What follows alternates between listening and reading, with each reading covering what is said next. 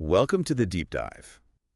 We've been looking at some interesting information you sent over from Diversified Insurance Brokers. That's right. And today, we really want to unpack the surprising side of disability, what it actually means financially. Yeah, people have a lot of assumptions, don't they? They really do, like it's super rare, or always some dramatic accident. Exactly. But the goal here is to look at what the actual data tells us and, why it's probably more relevant to your financial planning than you might think. Okay, so let's jump right into maybe the biggest surprise, the frequency. The stats say just over 1 in 4 people currently in their 20s will actually face some kind of disabling event before they retire. 1 in 4. It's quite a number. It really is. When you hear that, it stops feeling like something that only happens to, other people. Absolutely. And look, this isn't just a statistic from decades ago. Things are changing. Health challenges, longer working lives, they're impacting younger people more often now. So it's a real possibility we need to factor in. Definitely. And when you start looking at the financial side of things, well, that really brings it home. It does. Let's take an example. Say someone who's 35 may be earning $75,000 a year. Yeah. If they experience a permanent disability, preventing them from working again, the potential loss in earnings by retirement, it could be around, what, $2.25 million? That's the kind of figure we're talking about. It's huge. Wow. And here's something crucial to think about. For most people, their ability to earn an income, over their whole career, that's probably their biggest financial asset. Bigger than a house or investments? Often, yes, significantly bigger over the long haul.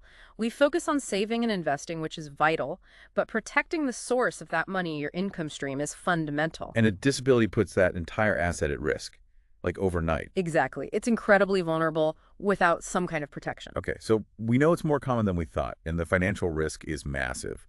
But what causes these disabilities? I think most of us picture like a workplace injury or a car crash. That's the common image, yeah. But the information from Diversified Insurance Brokers paints a different picture. What does it show? Well, the vast majority of long-term disabilities aren't actually caused by accidents or injuries. Really? So what is it then? It's overwhelmingly linked to illnesses, things like musculoskeletal conditions, back problems, arthritis, that sort of thing.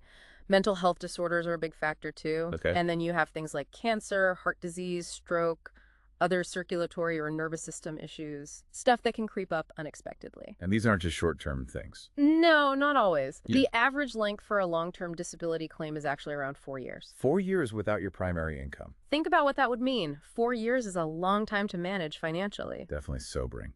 So what about government help, like Social Security Disability Insurance, SSDI? Is that enough of a safety net? Well, SSDI exists, yes, but relying on it solely, that's often not realistic for maintaining your lifestyle. Why not? The average monthly benefit is just over $1,400.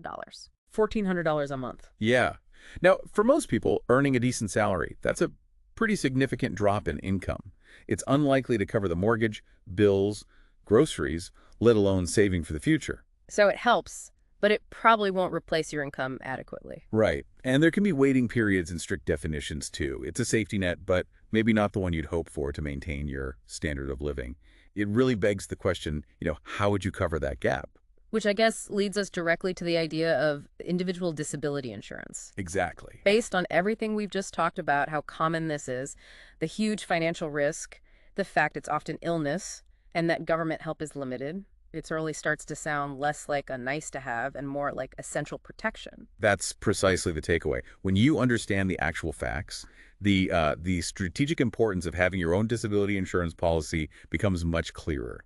It's about safeguarding that primary asset, your ability to earn. It protects your income, your lifestyle, your long-term financial goals. Yes, it helps ensure that a health crisis doesn't automatically become a complete financial catastrophe. Okay, so let's wrap this deep dive up. What are the absolute key things you need to remember from this? Right. Number 1, disability is way more common than you probably think. That 1 in 4 statistic is real. Got it. More common. Number 2, it's usually caused by illness, not dramatic accidents. Think back problems, cancer, mental health. Okay, illness is key. Number 3, the financial impact can be devastating, potentially millions in lost earnings.